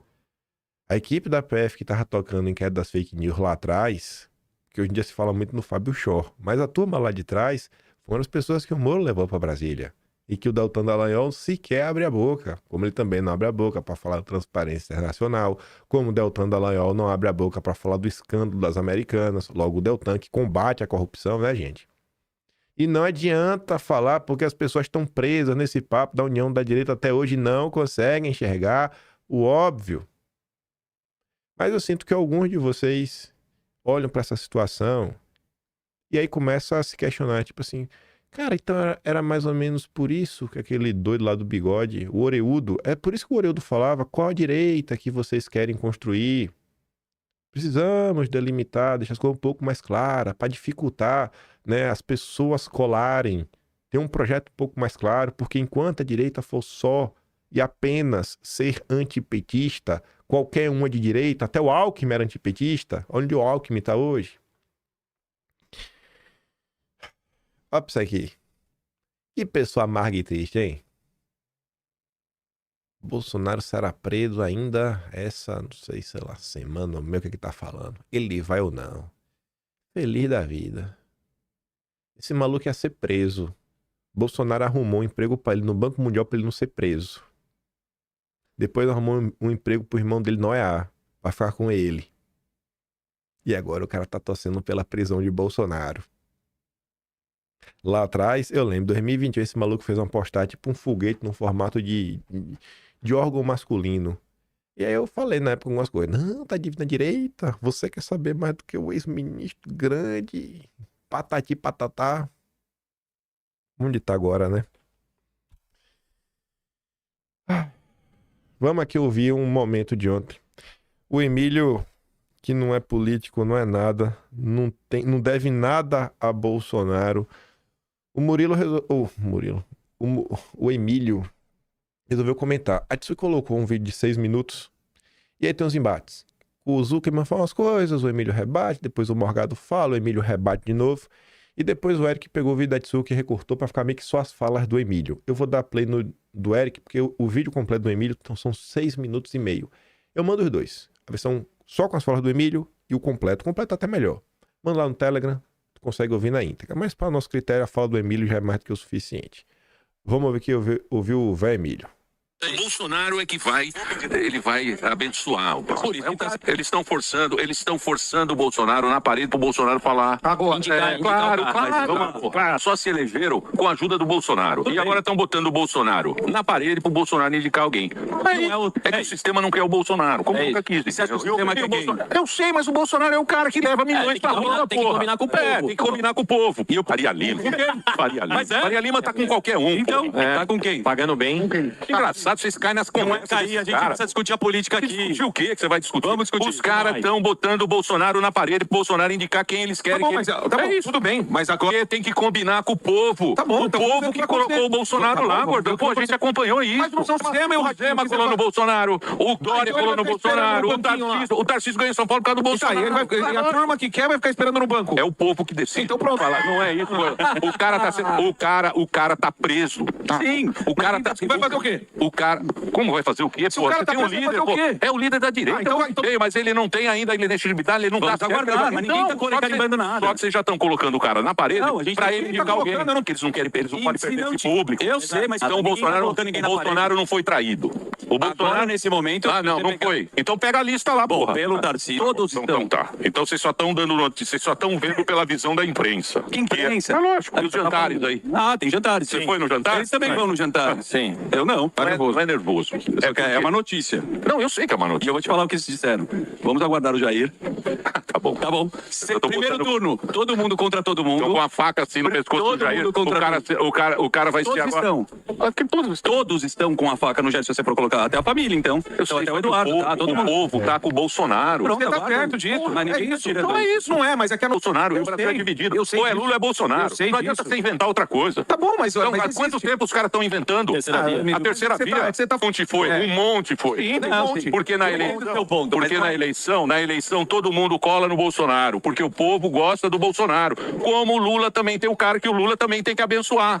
Porque senão ou é Lula ou é Bolsonaro. Tá assim, é dividido, porra. Mas a gente tá analisando... Parece que eles estão em outro país. Não, mas não é que tá em outro país. Tá bom, então beleza. Essa puta conversa, é. Esse é o papo da terceira via. tudo santo. Esse papo foi muito parecido. O Trump... Ai, dureza, né, velho? Gente, vem cá. O ponto aqui é o quê? É vencer a eleição ou mudar o país? A eleição não é pra meio que também mudar o país. Então, assim, não pode começar a pensar em mudar as coisas hoje. Não dá pra começar por aí, sabe? Não dá. Ah, tu coloca ali, o cara tá preso, vai fazer o quê? Como é que vai fazer o quê, pô? Você tem um líder. Vai lá. O povo não sabe minimamente o que é, sabe, lealdade. Não, daí depois da eleição, daí a gente vê, talvez te resolva. Cara, por que a gente não pode começar a resolver o Brasil hoje? Por que só pode começar a resolver o Brasil em 1º de janeiro de 2027, se um governador democrático foi eleito? O Grilo achou aqui esse maravilhoso tweet do Olavo. 3 de julho de 2020. Nenhum petista renegou Lula depois do roubo de 3 trilhões. Mas Bolsonaro dá um peido e já 1.000 bolsonaristas o abandonam. Eu não abandono. 2 porros, mas não nega apoio.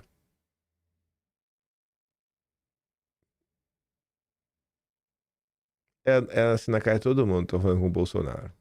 Na cara de todos nós. Aí eu, terminar o vídeo, fiz uma lista.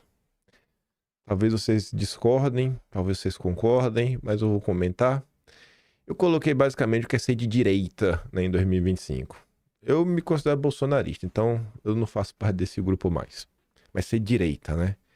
Antipetismo como eixo central. É a base. Tem que ser de petista. Em primeiro lugar. Só a direita é antipetista. É o centro, né? Não é uma proposta propositiva. É o que você não é. É reativo. Depois. O anticomunismo genérico e vazio. Não, como isso aqui. E é um papo que assim, mas anticomunismo no quê, cara? Tá falando do quê mesmo? Me diz aí. Não, Lula é comunista, tá? Comunista pelo quê mesmo? O que é que o Lula tá falando do comunismo? Entregar o Brasil na mão da Faria Lima? Colocar o Galípolo no Banco Central? Porque os liberais, né, os superanalistas da direita falando que o Galípolo ia cortar juros na canetada, né? E o juro tá em 15% já. Baita comunista esse Lula, né? Apega a narrativas simplistas. O mal absoluto é o PT.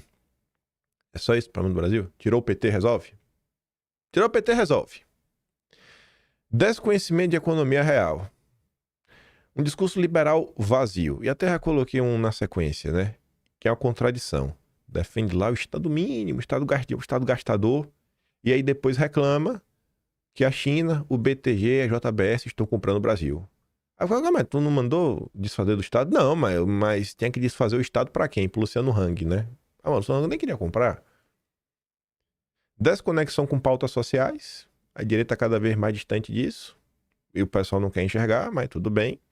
Ausência de um projeto nacional, não tem plano nenhum, absolutamente nenhum. Não querer lacrar, ou desculpa, não ser a favor de lacração nas escolas, isso não é um projeto, isso é só o que você não quer fazer. Mas como é que você vai resolver o problema da educação no Brasil? O que você vai fazer? Como você vai fazer com que as crianças respeitem os professores? Como você vai fazer com que os professores queiram, sei lá, se reciclar? Como você vai garantir que os professores vão estar na sala de aula dando aula? O que você vai fazer em relação às ementas? Você vai continuar como estava desde sempre? Você vai colocar coisas novas? Vai trazer lá a inteligência artificial para a escola? Que ela não é uma realidade no mundo, mas tem... Como é que você vai fazer o que na educação? Vai fazer o que na infraestrutura? Vai fazer o que na economia? Vai fazer o que na segurança pública? Não tem projeto. Tem uma obsessão com lacrar com a esquerda. Ter engajamento como critério de um bom político. Se tem engajamento, se tem views, pô, baita de um político. Não é por entregas, né? Aí depois eu coloco uso excessivo das redes sociais em vez de trabalho político real. Muito vídeo. Mas e aí? Tá fazendo no quê? O quê? Engolir oportunistas em nome de derrotar a esquerda. O inimigo do meu inimigo é meu amigo. Também de união. Não pode falar dele. Silêncio seletivo sobre escândalos de aliados. Aí não falta exemplo, né? Meu Deus do céu. Quando é para usar de criatividade quanto à Revista Oeste, todo mundo fica desesperado. Mas na hora do depoimento forjado, aí não, mas é o grande procurador, não pode falar dele. Dificuldades de lidar com críticas internas, não pode falar nada, porque é momento de união, que vai dividir a direita. Desconhecimento da história nacional, até só de desprezo também ir atrás para entender, todo mundo sabe de tudo. Desprezo por formação técnica, intelectual. Todo mundo vende curso, ninguém lê livro nenhum. Eu leio um livro só e já dá um curso. Lê um livro, deu um curso. Falta de um plano real de ação. Como perguntar, mas e qual o plano? Guerra cultural sem investimento em cultura. Ausência total de hierarquia. Quer um exemplo ótimo? Eleição em 2024. Botar na Câmara no Zé Trovão. E aí, irmão? Tá apoiando o Marçal? Mas Bolsonaro não. Bolsonaro é Bolsonaro, eu sou eu. O Zé Trovão que acabou de chegar. Ele que manda nele. Ele é independentão. E por fim, né? Ser direita é ser desleal com o Bolsonaro. Eu não sou direita. Por isso que eu tô reclamando da direita. Sou bolsonarista só. Sou apenas um bolsonarista. Mas pare e pense aí sobre isso. Peguei ali os piores pontos que tem, obviamente, da direita, né? Não vai ter ninguém com todas essas características, mas eu garanto que você consegue enxergar alguma dessas coisas. São diversos problemas aí que foram se acumulando ao longo dos anos. E eu acho que só derrubar o PT no final do dia não mudou muita coisa. Olha o Centrão. Não é de esquerda. O Centrão não tem militância. Não tem militância da esquerda. Não tem militância da direita. Mas manda e desmanda. Controla todo o sistema jurídico brasileiro, as autarquias no Brasil. Dialoga com o grande empresariado brasileiro. Está sempre no Grupo Esfera, no LID, tudo mais. O Centrão tem organização, tem hierarquia. O PT também tem. O PT tem a sua força dentro da esquerda. Esse papo aí de agir por si mesmo. E aí, às vezes, até usar uns argumentos safados, que assim, não, meu único líder é Deus. Cara, não é assim que funcionam as coisas, velho. Na política existe liderança, existe hierarquia. Tem que, às vezes, olhar a situação. Tem que ter um pouco mais de lealdade. E a gente chegou nesse cenário que a gente tá aí hoje. Aquela coisa, né?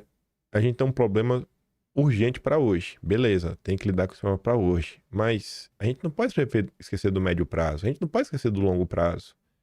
Esse movimento aí chamado direita que tem hoje, ele começou em 2013. Lá no 20 centavos. Já foram 12 anos. 2019, que Bolsonaro já é presidente, a coisa estava mais organizada, para hoje, já são 6 anos. 6 anos. De 2019 para cá. E aí? O que é que a gente fez nesses 6 anos? A gente avançou muito? Porque tem horas que eu acho que a gente tá regredindo no tempo. Quando fala do Moro, né? Você, Moro podia estar no Senado. Ou como outro falou outro dia, independente de quem está certo, acaba. Independente da verdade. Eu falei, cara, assim, a gente tá abandonando a luta pela verdade. A direita que chegou onde chegou, né? Desmentindo o que saiu na imprensa, não ficando restrita a manchete narrativa. O que é que tá acontecendo, cara, com esse país? Eu acredito demais no projeto do Jair. acredito muito no Eduardo também. Eu espero aí que independente de qualquer coisa, independente se a gente saia vitorioso ou não, eu espero que a coisa, sabe, puxem um freio de arrumação e falem assim, ó, é melhor ter um grupo coeso e a gente indo de forma coesa, dia sim, dia também, com aquele aliado que você nunca questiona se ele realmente é teu aliado, que ele não deixa margem para dúvida se ele é teu aliado. Ninguém nunca questionou se o Eduardo é aliado do Jair. Ninguém nunca questionou se o Carlos é aliado do pai, né? Por quê? Não é só porque é filho? Ou será que tem atitude além de palavras? Então assim, e indo devagarzinho. Um grupo realmente coeso, organizado, como é a direita em outros países, como funciona partidos em outros países, só no Brasil. E uma coisa que acho que também ficou clara, para a gente encerrar o vídeo, depois de tudo, é que realmente Bolsonaro era a única pessoa que conseguia manter toda essa bolha minimamente unida. Era só Bolsonaro que conseguia minimamente manter o Valdemar minimamente quieto, o Duda Lima minimamente quieto, a turma do Centrão minimamente quieta, os liberais minimamente quietos, os liberais do Partido Novo, as mídias de direita minimamente calmas e alinhadas. A partir do momento que você silencia Bolsonaro, olha o que está acontecendo, né?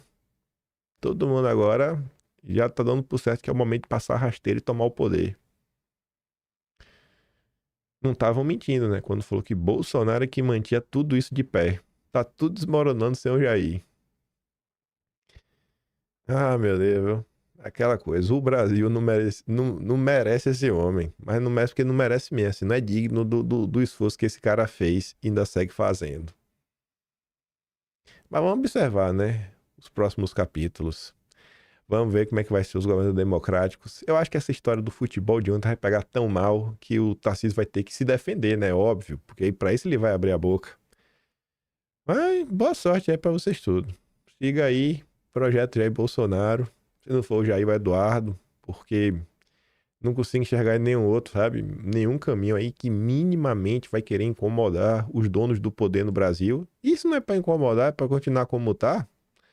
Então vai lá, velho. Faz da campanha aí. Vocês são poderosos, vocês são ricos, você tem um centrão.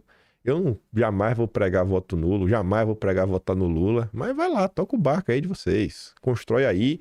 Vou seguir aqui dando destaque, né? Prefiro dar destaque ao Eduardo, Jair, Felipe Barros, a turma realmente sim, né, mais à direita nesse Brasil, os radicais. Prefiro ficar dando cobertura do que os radicais andam aprontando e fazendo. Vou mandar os vídeos que eu dei play lá no Telegram, o vídeo completo do Emílio. E reflita, pô, sobre o Brasil. Reflita que direita você quer construir. Reflita aí sobre o papo de dividir. Ah, está dividindo a direita, dividindo a direita. Cadê a turma da União da Direita? Tá aí, hein? Tá enfiando o Jair na cadeia. Aos olhos de todos. Eu fico por aqui. Se gosta do meu trabalhinho, passa no meu canal. Tem um Tony Valeu, tem um Patreon na descrição e tem um Atlas Brasileiro. Aqui em cima. kimpaim.com, sem BR. Aquele grande beijo e abraço. Tamo juntos. Vejo vocês amanhã. Valeu, meus amigos. Fui!